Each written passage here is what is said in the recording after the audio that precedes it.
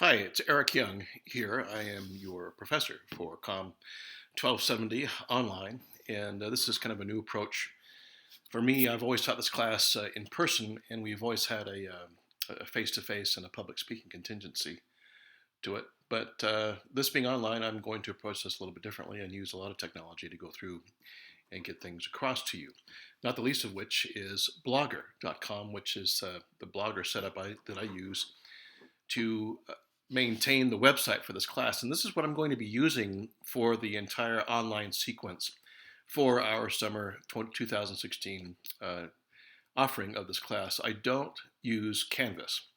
So this is where you need to come to. And where to find this is right here at com1270online.blogspot.com. And this will be the main place for you to go to each day that you're working on your class assignments, or that you're updating your blog, or that you're contributing to discussions that we're having online. This is the place to do it. And so I want to go through and orient you a little bit to this and show you a few things as far as the navigation of this is concerned. Once you put in the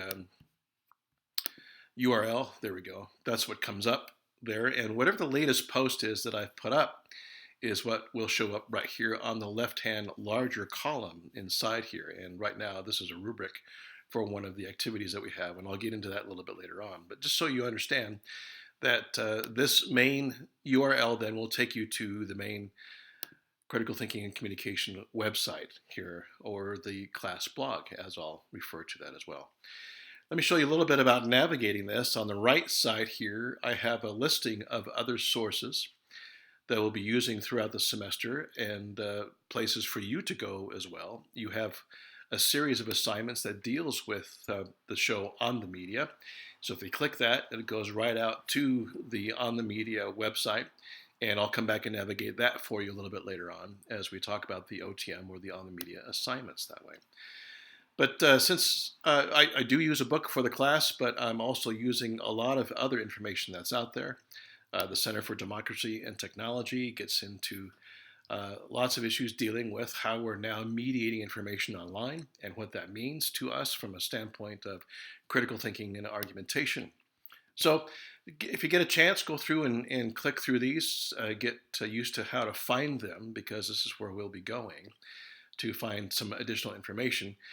It's imperative, in order for you to be successful with this class, for you to be current, for you to understand what's going on in the world around us. Not the least of which, then, is the campaign that's happening for the highest office in the United States. Some of the lowest approaches to the highest office, it seems, of what's going on. We're going to be talking a lot about that as things go on. As you go down a little further, there's a search bar here. If you enter a term and search, hit the search button, it'll search this blog for whatever it is that you might be looking for. You will need to follow this blog here by entering in your email address and then clicking on submit. By doing that, every time I upload or post new video, or I upload new content, you will be notified, and the expectation there is then that you will be taking a look at that, you'll review the video, you'll go over whatever that content might be. Student posts, there's nothing here yet, because what's going to go here will be the URLs to your blogs that you will be creating for this class. And I'll come back to that in a few minutes here, but this is where those will show up. And eventually I'll probably move that up to the top of the page. Below student posts then is the archive of the blog content that's here. This coincides with our discussions, what we're going to be talking about. And this is intended to be a supplement to the book that we'll be using for the class as well. So you can find that information there. You'll also find this information as it becomes linked into the schedule for the class. Let me go to that next here. If I click on schedule, the summer schedule comes up. I'm still in the process of getting this organized, but you can see how things come about, from introductions, orientation, and an introduction to argumentation, to the next week of the line of reasoning, fallacious reasoning, got a spelling error there, barriers to reasoning and critical thinking, and so on. So eventually, as I build these, and this is always a work in progress, these will become activated as links. And if you click on the link, it'll take you out to a new page where those notes will be for the sake of discussion and for the sake of you learning more. Speaking of learning, let me step back then to the syllabus tab. I'm going to click on that, and that brings up the syllabus, and all the expectations for the class are right here. You'll go, I'm not going to read through this here, I'll bore you to tears, but I want you to be able to go through and make sure you read through this. One of the main things I want to point out to you here is what's called the item pool. Not like the dead pool, not quite as exciting. This is the item pool where those activities that I'll be asking of you to do over the course of the semester are listed. We have the on the media assignments. There are 3 of them at 100 points. The line of reasoning assignments, there are 3 of those at 100 points.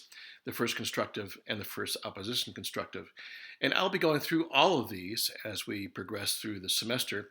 Let me show you though right off the bat that each of these is connected to a rubric. And if you click on that, it's a hot link. It takes you out to the rubric, and the rubric means this is how you will be graded for that particular assignment or activity. Again, I'll come back to all this. I'll do a video for each one of these so you have an understanding of what's going on. Further below on the syllabus, then you can see the policies, go through and read through those. And if you have any questions, please feel free to get a hold of me. Or, even better, you can go to the bottom of this and go to comment, click the pencil. It opens up a comment dialog box. Oh, that's the edit pencil. Dang it. Oh, here we go.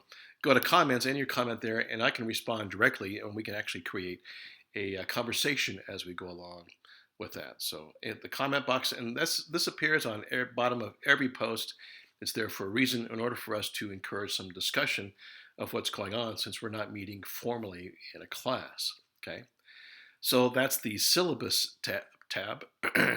We've gone through the schedule tab. Here's how you can find me. All my contact information is here. My email for this class, I've dedicated an email just for you, the students of COMM 1270. And the email is comm1270@gmail.com. Please use that one. I do have my standard email address, which is young@dixie.edu, but it's one of the oldest email addresses on Dixie State's campus, and I get hundreds of email through daily on that site, and chances are our communication will get lost. This way, it's just you and the 18 or 19 of you who are taking the class.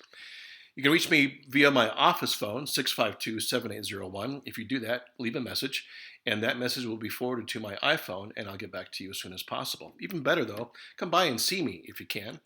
I'm located in the Jennings Communication Building on the campus of Dixie State University, and my office hours are Tuesday, Wednesday, Thursday from 3 to 4 p.m. Best to call and make an appointment that way. Thursdays I try to get out. I don't live in the southern Utah area. I commute back and forth between southern Utah and Salt Lake City.